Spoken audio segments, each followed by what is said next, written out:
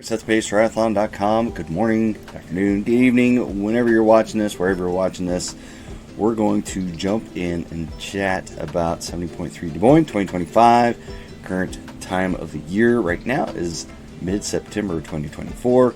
So we are looking at 70.3 Des Moines being about, put it on your Training Peaks calendar, 37 weeks away. You say, holy cow, 37 weeks away seems a long time to be starting to train for 70.3, but it's all about perspective. Maybe there's first one, maybe it's your 5th, 6th, 10th, 15th, and you're trying to go for that PR, trying to do better. You really want to nail that race come June 8th of 2025. Now is the perfect time to start getting after it as far as an off-season program. Make sure you're ready. And with that, I'm going to jump in and we're going to talk about where you should be at about 37 weeks out from training, which is perfect timing for the plans I've created, and that's what I'm going to kind of go by to give you kind of a framework of maybe where you should be at in your training. So typically my training plans for 70.3 races are about 20 weeks, and generally my training plans for off season are about 20 weeks as well. So that gives you about 40 weeks to work with, which is perfect timing to go with the 70.3 Des Moines in June, where you're looking at to get your training and kind of pinpoint get your FTP up, get your threshold up, get everything ready. So when you get into race-specific training, you've got your fitness at the best it can possibly be before you start looking at race-specific goals and training specifically for the Des Moines event. So where should you be at in your training?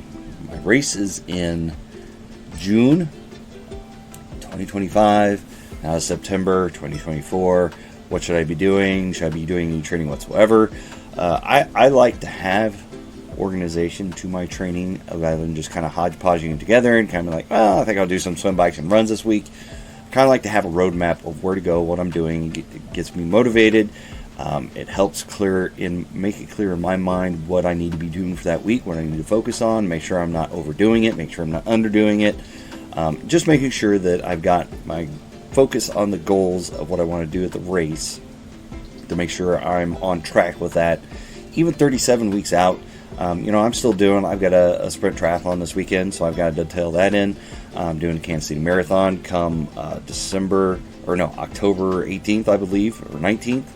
So I've got some other events coming in here, in the middle of that, so I'm kind of working with that as well. But this is kind of where I'm envisioning where I need to at least be minimum. And my training's a little bit different. This is kind of an intermediate plan, so yours may look a little different as well, depending on what you're doing. Beginner, you're doing intermediate, you're doing advanced athlete status, what you're doing.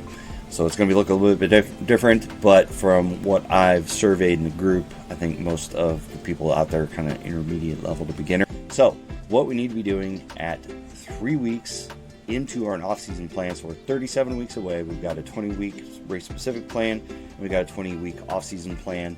So I've done some videos of kind of where to start and kick off.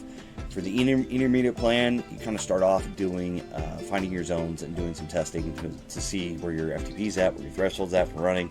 Kind of set your zones for your biking and your running, and kind of get an assessment where you're at as far as swimming wise. Because if you don't have those markers, it's kind of hard to tell how you're doing, where you're at, if you're feeling good, if you're not feeling good, if you're doing better, if your training's really helping you or not. It just helps kind of give you a good guideline of where you're headed.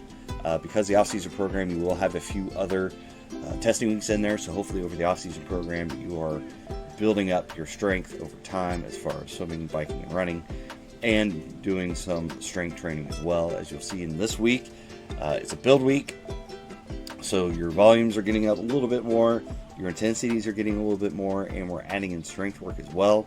So notice I've got workouts for band work in correlation to swimming.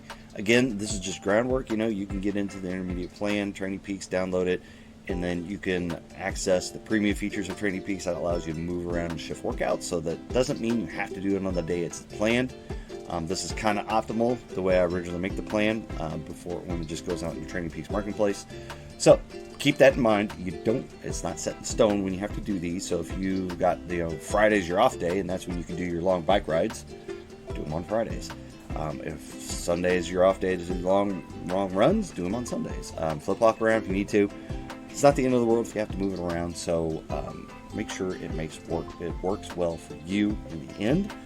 But going over this week, as you can see, For an intermediate athlete, I've got about 10 hours for the week, so that is a little bit on the high side, but notice you do have some strength training here, 45 minutes allotted for this one, 25 minutes for this one. Swimming, you got some runs in there, you're working a little bit into the strength portions of the bike ride, so notice you got some power sets going on here. You got some tempo miles, some repeats, so it's a mile on, you get a rest, mile on, you get a rest. So you do that 4 times. Nothing too incredibly taxing. If you're an intermediate athlete, it shouldn't be too drastic of a change for you. So we'll go ahead and finish up with this. So week 3, you're looking at about 10 hours worth of work. Your long run is going to be about 7 miles. Your long bike ride, you're getting an hour and 20, hour and 30 minutes or something like that. So if you're going out for a nice little easy bike ride, nothing crazy, you're going out there for an hour and a half or so, nothing major. You're not going out there and killing it necessarily. It is structured bike rides, so if you need to do them indoors, you can. There are structured runs by heart rate, so you can take it out on your Garmin, your Coros, or anything else you're using. And your swims, they are not structured in Training Peaks yet. That is hopefully something I can get to, but if you click on your workout, you'll notice there's a PDF of the workouts. You can print those out, take it to the pool. I always like to print my workouts anyway. I've tried doing the structured swims on the watch. It's just kind of not very convenient. It's not very intuitive unless you've done the workouts before and you know what you're doing. But hopefully one day I'll get that time to go back and make those all structured swims. But for now, they're not.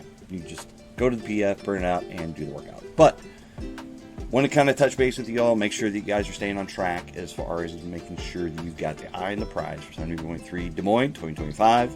Or if you're looking to do Des Moines in some other year, you're watching this later, a couple years later, hopefully this helps you out, gives you a good idea where you should be at about 37 weeks out. Again, this is early, but not that early. You want to have some structure to your training to make sure that you hit the ground running when it's time to get specific about your race training. You want to be able to make sure that you're in maybe February or March where you're really dialing it in, but you don't want to start from ground zero coming January 1st being like, oh, well, I'll start my workouts then, and you got September, October, November, December, and you've done kind of nothing. I highly recommend against that, at least getting out there and doing something. So this gives you a roadmap of what you should be at. Kind of gives you a gauge if you're off a little bit where you maybe need to make up some, or kind of, maybe I need to dial it back and do a beginner program or something like that. So hopefully this helps you out. I didn't see any questions pop up while we did this live. If you got any questions, post them on YouTube or Facebook later, and I'll try to get back to you. Hopefully next time we get those IT bugs worked out and the broadcast live is a little bit more friendly. So with that, we're going to wrap up this video, and we'll see you in the next one.